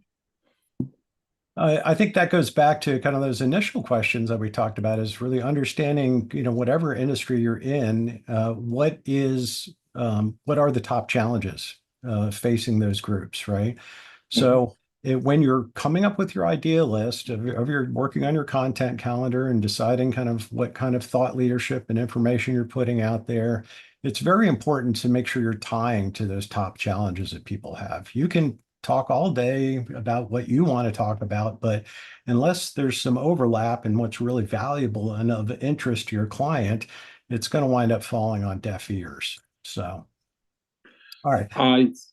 I see. I see. Research. That's a very broad topic. Could you, elaborate on that a little bit for a financial firm? What kind of research, or should we do it, or should we rely more on professionals like you for, marketing research? Well, that's one of the offers for today when we're talking about, calls to action and offers. We do have a special offer today of all NACVA members. There's 50% off the full report on that. So Dr. Abbott was talking about a little bit about some of this research can be really expensive. With us, not so much. We try to keep things fairly reasonable and affordable. So typically these reports are about $800 a piece. So we've got a 50% offer for NACVA members. So $399 is pretty affordable way to get a lot of great information. As we were talking, I'm already thinking about some people I'm going to send to you, Will, who can really use your, resources. Let's talk about slide number 8 again. Get your people networking again. We touched on it earlier, but could you elaborate more on the amount of time individuals and firms are applying towards networking in various forms, and so forth? So part of this is really carving out time to do these. Exactly. Things. When we're talking about networking, we all get busy with our day jobs, right? But this is measurably, right, a technique that more high growth firms are engaging in. And part of that is kind of focused on changing people's behaviors. I just watched a really interesting biopic on the director, Mike Nichols, who's, Academy Award winning, Emmy Award winning, Tony Award winning director, right? And his take on directing was it was really about changing people's psychology of things that we understand, right, into ultimately into behaviors, right? So if we want to change behaviors with things, we need to, part of this needs to be permission based. You need to build time into your calendar to do all this networking. And it doesn't necessarily mean you have to write articles and post articles all the time. It's simply getting on LinkedIn. LinkedIn is the dominant space for professional services above all others. So making sure you're just engaging, right? You're connecting with people, you're building your contact list, that you're commenting on other people's posts, that you're liking other people's posts. All of those things qualify. Republishing, reposting things. So it's not always about you coming up original content, which is fantastic, but just make sure you're engaged. And then kind of linking in all those things with the networking and the trade shows as well. Part of that's a social media engagement. So when you go to market, right, when you go to these events and trade shows, are you actively connecting with all the other attendees and all the other speakers at the same time?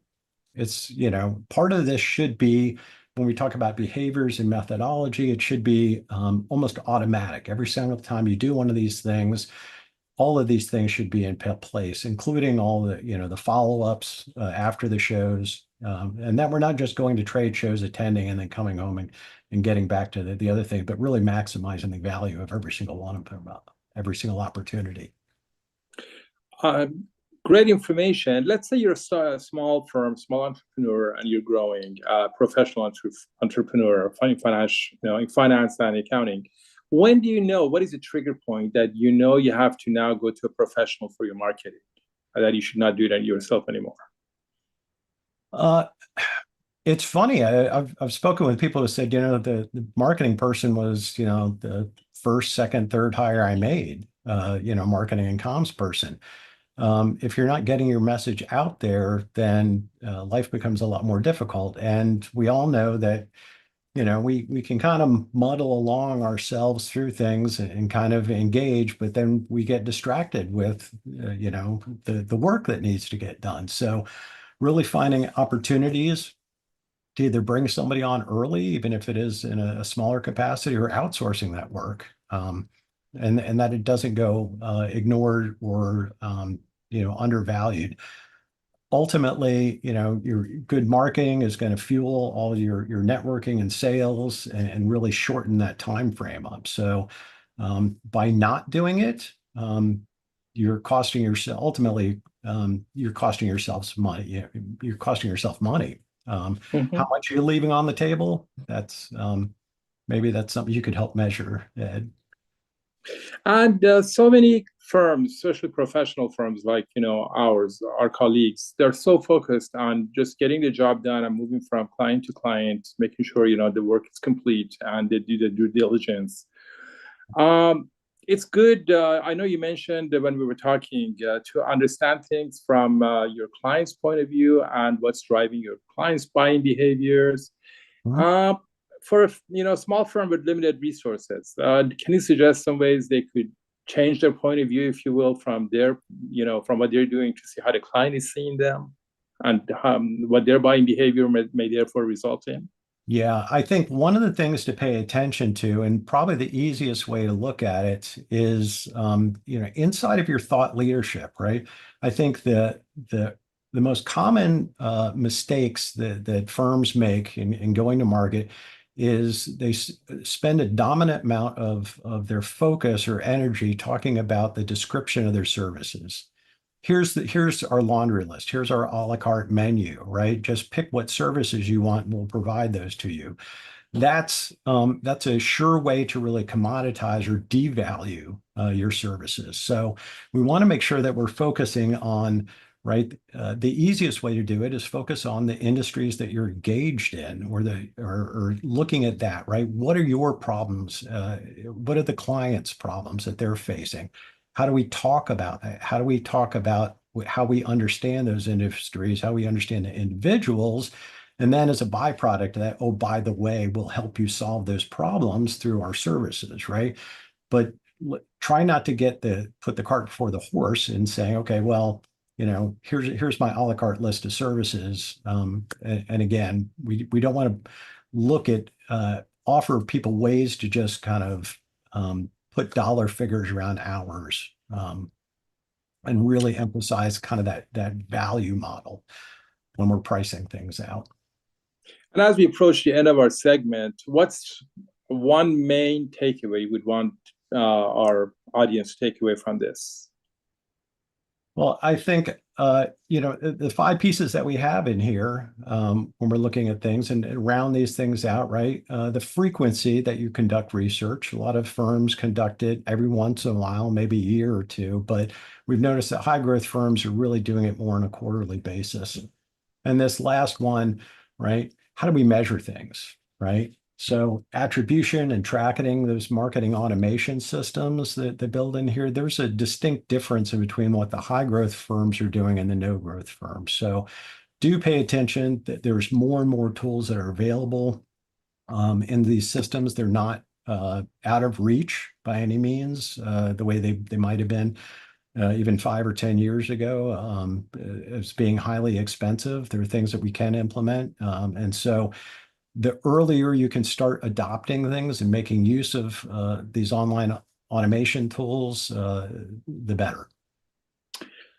I see. We haven't been given the signal to leave yet, so I'm going to ask you one other quick question. This is mostly from my own curiosity. What is, that patchwork of colors we were talking about earlier? Yeah. The top challenges of high growth and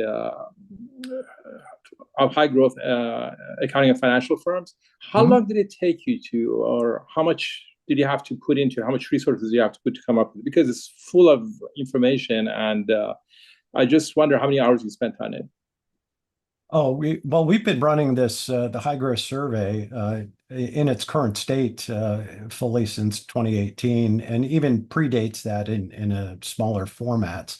And this is a substantial effort. We've got an entire team of people working on this throughout the year to really bring back kind of the overall look of what's going on in professional services overall, but it also breaks that down into relevant categories. Accounting and financial services is one of them, architecture and engineering consulting, and government contracting, and legal, and others. So. Okay, I got a signal that they want us to leave before we get anybody angry. We better go. I'm loving this, Will. I can talk to you forever. I can really get into details, but we do need to go. Thank you all. Thank you, Will. Thank you, NACBA, for granting us this opportunity. And does anybody else want to say the final goodbye, or this is it? No, thanks, Ed, and thanks, Will, for your time. And thank you, everyone, for joining us. We really appreciate your time, especially to our correspondent and all of our presenters. took the time this month to talk to us about different important topics. And we'll invite you next month, and we'll see you August 19 on another one of ABW shows. So bye-bye.